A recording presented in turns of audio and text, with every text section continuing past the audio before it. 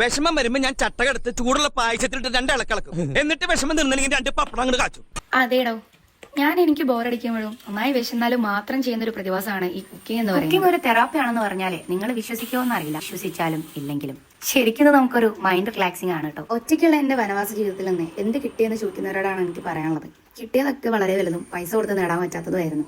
അപ്പൊ നിങ്ങൾ വിചാരിക്കും, എന്താണ് ഇവൾക്ക് ഇത്രമാത്രം കിട്ടിയതെന്ന് അല്ലെ? കിട്ടി ബോധിച്ചതൊക്കെ ഒരുപാടുണ്ടെങ്കിലും ഞാൻ വളരെ കുറച്ച് കാര്യങ്ങൾ മാത്രം ഇവിടെ നിങ്ങൾക്ക് വേണ്ടി ഷെയർ ചെയ്യാം. അതിൽ ഏറ്റവും ഇമ്പോർട്ടന്റ് ആയിരുന്നു മണി മാനേജ്മെന്റ് എന്ന് പറയുന്നത്. അതായത് പണ്ട് എനിക്ക് വരവ് ചെലവ് കണക്കുകളൊന്നും ഇല്ലായിരുന്നു. ഞാൻ പണിയെടുക്കുന്നു, പൈസ കിട്ടുന്നു, അത് എങ്ങോട്ടോ പോകുന്നു, വീണ്ടും വരുന്നു പോകുന്നു. അങ്ങനത്തെ ഒരു സാഹചര്യത്തിലായിരുന്നു ഞാൻ ജീവിച്ചിട്ടുണ്ടായിരുന്നത്. അതിൽ നിന്നൊക്കെ മാറി കിട്ടുന്ന ഇൻകം, അതുപോലെ തന്നെ ഒരു മാസം ചെലവാക്കുന്ന എക്സ്പെൻസും ദിവസവും ഞാൻ എഴുതി വെക്കാനും അത് പിന്നീട് കാൽക്കുലേറ്റ് ചെയ്യാനും നമ്മുടെ വരവിനേക്കാളും ചെലവ് കൂട്ടാണ്ടിരിക്കാനും ആദ്യം തന്നെ ശ്രമിച്ചു. പിന്നെ ചെയ്തിട്ടുണ്ടായിരുന്നത് പുറത്തുനിന്നുള്ള ഭക്ഷണം ഒഴിവാക്കുക എന്നുള്ളതായിരുന്നു. അതുകൊണ്ട് 3 കാര്യങ്ങളാണ് മാറ്റം വന്നിട്ടുണ്ടായിരുന്നത്. ഒന്ന്, ടൈം മാനേജ്മെന്റ്. രണ്ടാമതായിട്ട് നമുക്ക് ക്യാഷ് ലാഭിക്കാൻ വേണ്ടി പറ്റി. മൂന്നാമതായിട്ട് ഏറ്റവും വലിയ ഇൻവെസ്റ്റ്മെന്റ് നമ്മുടെ ഹെൽത്ത്. അതിൽ വലിയൊരു മാറ്റം തന്നെ സംഭവിക്കുക ചെയ്തിട്ടുണ്ടായിരുന്നു. കിട്ടുന്ന ക്യാഷ് എങ്ങനെ ഉപയോഗിക്കണം, എങ്ങനെ നമ്മൾ ചെലവാക്കണം, ഏതൊക്കെ രീതിയിൽ നമ്മൾ ഭക്ഷണങ്ങൾ വാങ്ങണം, ഏതൊക്കെ ഭക്ഷണം കഴിക്കണം എന്നീ കാരണങ്ങൾ മാത്രമല്ല കേട്ടോ. പച്ചക്കറിയുടെ വില, പാലിന്റെ വില, സാധനത്തിന്റെ വില തുടങ്ങിയ എല്ലാ പലചരക്ക് സാധനങ്ങളും, അതായത് ഒരു വീട്ടിലേക്ക് വേണ്ട സാധനങ്ങൾ, ഗ്യാസ്, കറണ്ട് ബില്ല് തുടങ്ങിയ എല്ലാ സാധനങ്ങളുടെ വിലയും നമ്മൾ മനസ്സിലാക്കാൻ തുടങ്ങി. നമ്മളല്ല,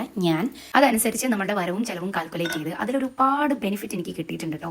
നമ്മുടെ ഇൻകം നമുക്ക് എത്ര കിട്ടുന്നുണ്ടെന്ന് മനസ്സിലാക്കാനും അതിനോടൊപ്പം തന്നെ ഒരു മണി മാനേജ്മെന്റ് പഠിക്കാനും നമുക്ക് അത് ഒരുപാട് സഹായിച്ചിട്ടുണ്ടായിരുന്നു. Chess number 2, time management. Time management എന്ന് പറയുമ്പോൾ നമ്മൾ വിചാരിക്കും രാവിലെ നമ്മൾ വർക്കിന് പോകുന്നത്, കോളേജിൽ പോകുന്നത്, ഓഫീസിൽ പോകുന്നതാണ് ടൈം മാനേജ്മെന്റ് എന്ന് പറയുന്നത്. എന്നാൽ നിങ്ങൾക്ക് തെറ്റി. ഞാൻ ഉദ്ദേശിച്ച ടൈം മാനേജ്മെന്റ് ആ ടൈം മാനേജ്മെന്റ് അല്ല. അരി അടുപ്പിൽ വെച്ച് ആ സമയം കൊണ്ട് കറിക്കുള്ള പച്ചക്കറികൾ അരിയുക, ഭക്ഷണം പാകമാകുന്ന സമയത്തിനുള്ളിൽ നമ്മൾ വീട് ക്ലീൻ ചെയ്യുന്നത്, അതിന്റെ ഇടയ്ക്ക് പോയിട്ട് ഡ്രസ്സ് വാഷ് ചെയ്യുക, മാത്രമല്ല നാളത്തേക്കുള്ള വസ്ത്രങ്ങൾ ഇന്ന് രാത്രി തന്നെ അയൺ ചെയ്ത് വെക്കുക, ചിലപ്പോൾ ഡ്രസ്സ് എടുത്ത് വെക്കുക, നാളെ രാവിലത്തേക്കുള്ള കാര്യങ്ങളൊക്കെ ചെയ്യുക എന്നുള്ളതൊക്കെയാണ് ഞാൻ ടൈം മാനേജ്മെന്റ് കൊണ്ട് ഉദ്ദേശിച്ചിട്ടുള്ളത്. അപ്പൊ നമ്മുടെ ടൈം മാനേജ്മെന്റ് ഇവിടെ കഴിഞ്ഞിട്ടുണ്ട്. ഇനി ചെസ് നമ്പർ 3, കുക്കിംഗ് സ്കില്ലാണ്. നിങ്ങളിപ്പോ വിചാരിക്കും കുക്കിംഗ് എന്ന് പറയുന്നത് ഒരു സ്കില്ലാണോന്ന്. അതെ, കുക്കിംഗ് എന്ന് പറഞ്ഞാൽ ഒരു സ്കില്ലാണ്.